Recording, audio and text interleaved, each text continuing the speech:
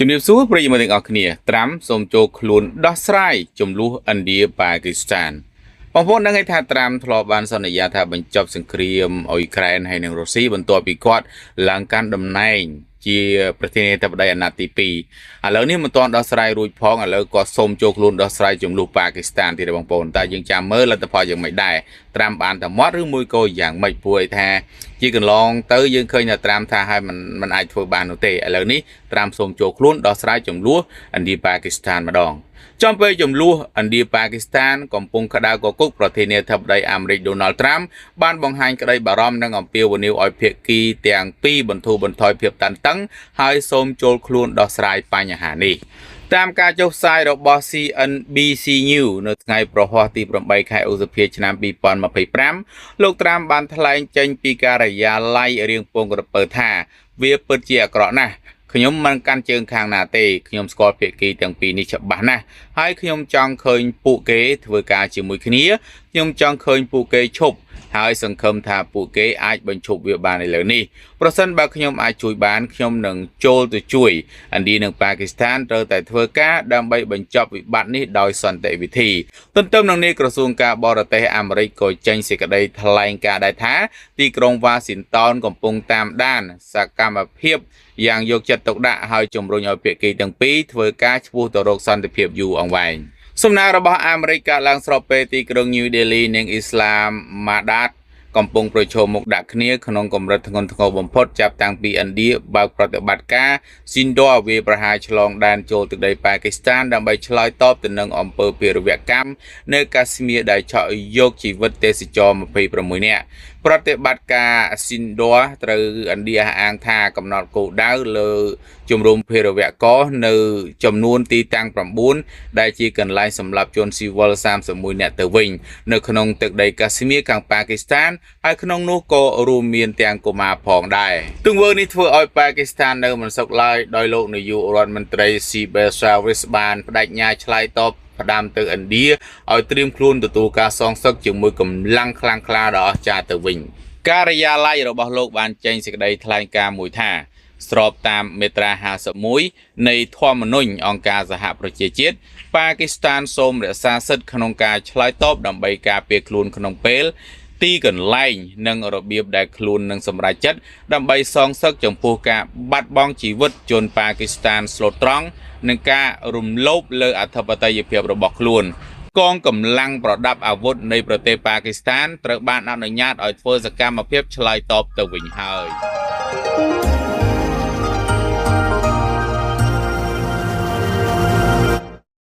ស្វាគមន៍ប្រិយមិត្តទាំងអស់គ្នាសង្គ្រាមនៅប៉ាគីស្ថាននិងឥណ្ឌាកំពុងតែឡើងកម្ដៅខ្លាំងឡើងហើយឥឡូវនេះមកស្គាល់ពីអាវុធទំនើបបំផុតនិងមានអានុភាពរបស់ឥណ្ឌានិងប៉ាគីស្ថាននៅថ្ងៃពុធទី7ខែឧសភាឆ្នាំ2025ឥណ្ឌាបានបើកប្រតិបត្តិការសងសឹកចំពោះការវាយប្រហារភេរវកម្មកាលពីថ្ងៃទី22ខែមេសានៅតំបន់កាស្មៀរដែលសម្លាប់អ្នកទេសចរហិណ្ឌូ26នាក់ប្រតិបត្តិការនេះត្រូវបានឥណ្ឌាដាក់ឈ្មោះថាស៊ីនដូដោយកំណត់គោលដៅលើជំរំភេរវកម្មនៅក្នុងទឹកដីប៉ាគីស្ថានប៉ុន្តែបែរជាសម្លាប់ជនស៊ីវិលចំនួន8នាក់ទៅវិញដោយសារតែប្រទេសជិតខាងទាំងពីរសុទ្ធតែមានអាវុធនុយក្លេអ៊ែរទើបធ្វើឲ្យពិភពលោកបារម្ភផ្ទុះសង្គ្រាមធំយ៉ាងណាក្រៅពីនុយក្លេអ៊ែរឥណ្ឌានិងប៉ាគីស្ថានក៏មានអាវុធទំនើបនិងពោពេញទៅដោយអានុភាពផ្សេងគ្នាផងដែរប្រទេសទាំងពីរកំពុងតែបង្ហាញអាវុធយ៉ាងអស្ចារ្យដាក់គ្នាឥឡូវនេះខ្ញុំនាំអារម្មណ៍បងប្អូនទាំងអស់គ្នាទៅដឹងអំពីអាវុធរបស់ឥណ្ឌាម្ដង1មីស៊ីលប៉ាឡេស្ទិកអន្តរទ្វីប NGV ហោះបានចម្ងាយ5500ទៅ8000គីឡូម៉ែត្រ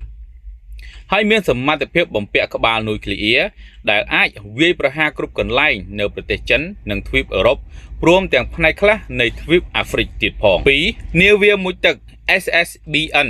ថ្នាក់ INS Arihant ដើរដោយថាមពលនុយក្លេអ៊ែរមានទម្ងន់6000តោនវាបំពាក់ជាមួយនឹងមីស៊ីលនុយក្លេអ៊ែរ SLBM ប្រភេទ K15 រយៈចម្ងាយ750គីឡូម៉ែត្រនិង K4 រយៈចម្ងាយ3500គីឡូម៉ែត្រអ្វីដែលអស្ចារ្យគឺ SSBN អាចលាក់ខ្លួននៅបាតសមុទ្រ កិច្ចពីរ៉ាដាបានទៀតផង3មីស៊ីលល្បឿនលឿនជាងសម្លេង Promaus ដែលផលិតរួមគ្នាដោយឥណ្ឌានិងរុស្ស៊ីវាមានល្បឿនលឿនជាងសម្លេង 2.8 ទៅ 3 ដងជាមួយរយៈចម្ងាយជាង 800 គីឡូម៉ែត្រវាជាមីស៊ីលគ្រួសលឿនជាងគេបំផុតក្នុងចំណោមមីស៊ីលដែលឥណ្ឌាកំពុងដាក់ឲ្យប្រតិបត្តិការជាមួយសមត្ថភាពបាញ់ចេញបានពីគ្រប់កន្លែងដូចជាដីគោកដែនអាកាសកប៉ាល់និងនាវាមុជទឹក4យន្តហោះចម្បាំងពហុមុខងារ Rafale ចំនួនទី 4.5 បំពាក់ជាមួយនឹង Radar Aza មីស៊ីល Mitros និង Scarp ព្រមទាំងប្រព័ន្ធធ្វើសង្គ្រាមអេឡិចត្រូនិកយន្តហោះនេះត្រូវបានគេទទួលស្គាល់ថាជាឧបត្ថម្ភភាពដែនអាកាសល្អផ្ដាច់គេនៅតំបន់អាស៊ីភាគខាងត្បូង5ប្រព័ន្ធការពារដែនអាកាស S400 Trim ដែលមានប្រភពដើមពីប្រទេសរុស្ស៊ីវាមានសមត្ថភាពចាប់សញ្ញាគោលដៅបានច្រើនក្នុងពេលតែមួយនិងបង្កការគំរាមកំហែងដល់សត្រូវហើយវាគឺស្ថិតក្នុងចំណោមប្រព័ន្ធSAMដែលទំនើបបំផុតលើពិភពលោកទីនេះគឺជាអាវុធទាំង5របស់ឥណ្ឌាឥឡូវនេះយើងមកក្រឡេកមើលអាវុធរបស់ប៉ាគីស្ថានវិញម្ដង1មីស៊ីល Ballistic Abrams ដែលមានរយៈចម្ងាយ 2,200 គីឡូម៉ែត្របំពាក់ជាមួយក្បាលគ្រាប់នុយក្លេអ៊ែរច្រើនគ្រាប់មីស៊ីលនេះត្រូវបានប៉ាគីស្ថានអ៊ូថាទុកកំទេចខែលការពារ BMD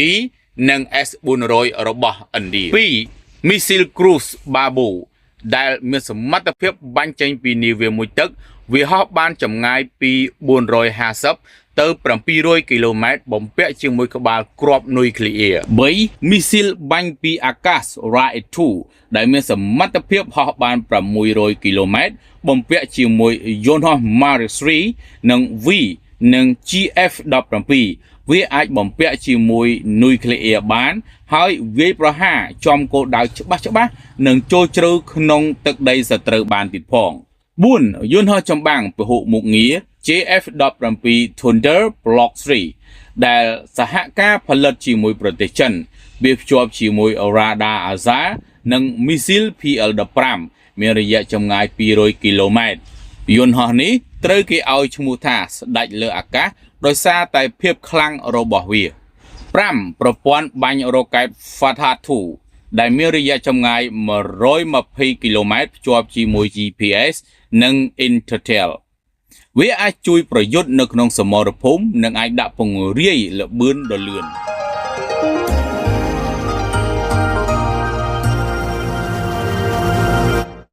ស្វាគមន៍ប្រិយមិត្តទាំងអស់គ្នាសង្គ្រាមរុស្ស៊ីហើយនិងអ៊ុយក្រែនមិនទាន់ស្ងប់ស្ងាត់ផងពេលនេះប៉ាគីស្ថានបានបាញ់ទម្លាក់យន្តហោះចម្បាំងឥណ្ឌា5គ្រឿងខណៈជនស៊ីវិលកើនស្លាប់ជាបន្តបន្ទាប់សង្គ្រាមថ្មីនៅតំបន់កាស្មៀរបានផ្ទុះឡើងបន្ទាប់ពីឥណ្ឌាបើកប្រតិបត្តិការយោធាវាយប្រហារទឹកដីប៉ាគីស្ថានដោយអះអាងអំណត់គោលដៅ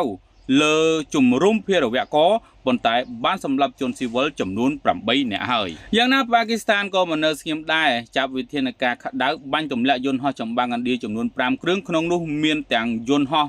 Rafale ដែលទីក្រុង New Delhi ទិញពីប្រទេសបារាំងផងដែរតាមការចុះផ្សាយរបស់ CNN ដោយដកស្រង់ប្រភពសន្តិសុខប៉ាគីស្ថាននៅថ្ងៃពុធទី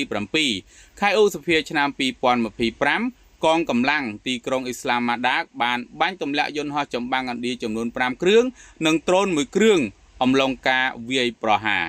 ក្នុងសេចក្តីថ្លែងការណ៍យន្តហោះដែលត្រូវបានបាញ់ធ្លាក់មានដូចជាយន្តហោះចម្បាំង Rafale ផលិតដោយបារាំងចំនួន3គ្រឿងយន្តហោះចម្បាំង MiG-29 មួយគ្រឿងនិងយន្តហោះចម្បាំង Su-30 មួយគ្រឿងចំណែកដ្រូននោះគឺជាប្រភេទ Heron ទោះបីជាយ៉ាងណាក៏ដោយប្រភពនោះមិនបានបញ្ជាក់ពីទីតាំងនៃការបាញ់ធ្លាក់នោះឡើយស្របពេលជាមួយគ្នានោះមនុស្ស8នាក់ត្រូវបានសម្លាប់ក្នុងនោះមានទាំងកុមារផងដែរខណៈ35នាក់រងរបួសក្នុងការវាយប្រហារ24លើកនៅ6ទីតាំងនៃតំបន់កាស្មៀរនៅតំបន់អាម៉ាពូខាងកើតនៃខេត្តពុនចាបមានមនុស្សស្លាប់5នាក់ក្នុងនោះមានក្មេងស្រី3ឆ្នាំម្នាក់ចំណែកបុរសម្នាក់ត្រូវសម្លាប់នៅទីក្រុង